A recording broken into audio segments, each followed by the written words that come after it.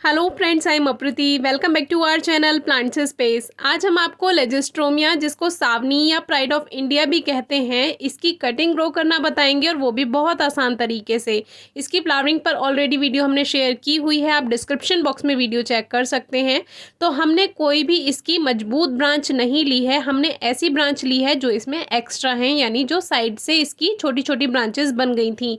वैसे तो हम आपको कहते हैं कि स्टेम को क्लीन रखिए, लेकिन जब हमें कटिंग्स की ज़रूरत होती है तो ये कुछ ब्रांचेस मैं नीचे की रहने देती हूँ, जो रेनी सीजन में मुझे कटिंग ग्रो करने में मिल जाती हैं। तो इस तरह से जितनी भी ये साइड में कटिंग्स थी वो हमने ले ली।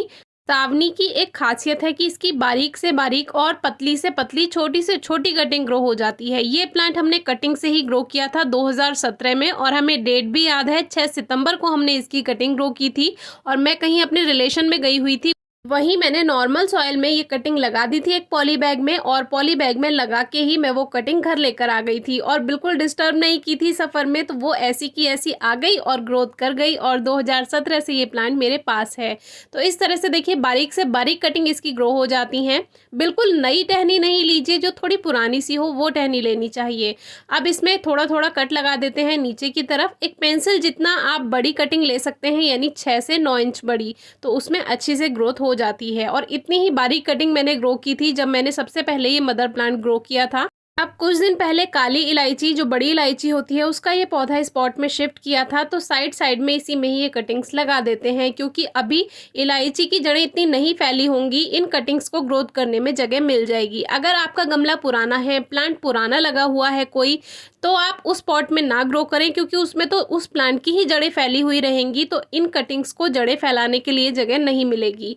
जो गमला नया तैयार किया हुआ हो आपने, जिसमें ज़्यादा जड़ें ना फैली हुई हो दूसरे प्लांट की, उसमें आप कटिंग्स लगा सकते हैं। या आप नई मिट्टी भी तैयार कीजिए, आधी मिट्टी आधा खाद बना करके उस मिक्सचर में आप ये कटिंग्स ग्रो कर सकते हैं। या 60% सॉइल लेकर और उसमें आप 40% गोबर की खाद या वर्मी कंपोस्ट मिला दीजिए, उस सॉइल मिक्सचर में लगाइए, बहुत अच्छा रिजल्ट मिलेगा। बस ड्रेनेज सिस्टम का ध्यान रखिएगा, पॉट में होल होना चाहिए। पॉली बैग में ना लगाएं, क्योंकि अगर आपसे नमी कंट्रोल नहीं हुई, मॉइस्चर कंट्रोल नहीं हुआ, तो कटिंग गल जाएगी। लेकिन अगर आप नमी का ध्यान रख सकते हैं, पानी का ध्यान रख सकते हैं, तो आप पॉली बैग में भी कटिंग्स लगा सकते हैं।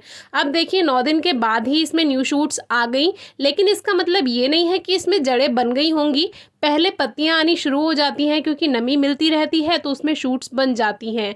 लेकिन इसको डिस्टर्ब नहीं करना है। बहुत से व्यूअर्स पेशेंस नहीं रखते हैं और जल्दबाजी में कटिंग को निकाल कर देखने लगते हैं कि रूट्स कितनी बनी या कैसी ग्रोथ है। तो इसको डिस्टर्ब नहीं करना है, कटिंग्स लगाकर भूल जाइए। और एक बात का ध्यान रखिए, जिस चीज़ को लाइफ में जितनी इंपॉर्टेंस देंगे, वो उतना ही सर पर चढ़कर नाचेगी। यानी कि अगर आप कटिंग ग्रो करते हैं या सीड ग्रो करते हैं, तो ध्यान मत दीजिए, बिल्कुल भी लगाकर छोड़ दीजिए।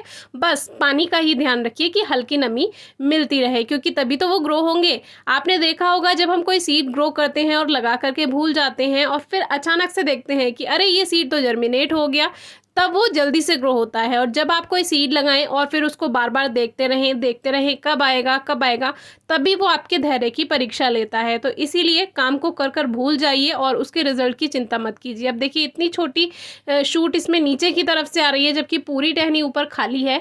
अगर कोई टहनी में शूट नहीं आई है तो उसको लेकर परेशान नहीं होइए, क्योंकि वो टहनी हरी होगी, बस उसमें शूट नहीं आई है। जैसे कि अभी हम आपको दिखाएंगे, हल्का सा स्क्रैच करके दिखाएंगे। ये जिसमें शूट्स नहीं आई हैं, ये भी सब ठीक है, कुछ दिन में इसमें भी शूट्स आ जाएंगी, क्योंकि ये अंदर से हरी रहती हैं। इसीलिए कटिंग को जल्दी से डिस्टर्ब नहीं करना चाहिए।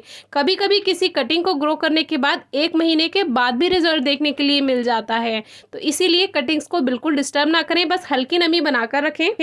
बाकी आप एयर लेयरिंग से भी प्लांट तैयार कर सकते हैं, जैसे कि कल हमने दिखाया, केवल 27 दिनों में काफ़ी जड़ों के साथ हमें नया पौधा मिल गया था। तो देखिए कितनी अच्छे से ग्रोथ हो गई है, केवल 20 दिन में बहुत अच्छी शूट्स आ गई हैं। इसको लगा रहने देंगे और देखेंगे, इस बार नहीं तो फरवरी में इनको बाहर निकालेंगे और नए पॉट में शिफ्ट करेंगे, क्योंकि सर्दियों में तो इनकी ग्रोथ बंद हो जाएगी। बाकी इसको खुले में ही रखा है, धूप मिलती रहती है। आप चाहें तो आधी धूप आधी छांव में या दूसरे पेड़ों के बीच में आप पॉट्स रख सकते हैं, जिससे हल्की हल्की धूप भी मिलती रहे। बहुत अच्छी फ्लावरिंग करने वाला प्लांट है, कटिंग से ग्रो कर सकते हैं, एयर लेयरिंग से ग्रो कर सकते हैं। इस प्लांट की केयर टिप्स, रिपोर्टिंग, फ्लावरिंग के बारे में ऑलरेडी वीडियो शेयर की हुई है। ये प्लांट बेकार भी हो जाता है अगर ओवर मॉइस्चर मिले, तो इस पर भी वीडियो शेयर की हुई है। आप डिस्क्रिप्शन बॉक्स में रिलेटेड वीडियोस चेक कर सकते हैं। आपकी कोई क्वेरी है, क्वेश्चन है, तो ज़रूर पूछिएगा। Thank you.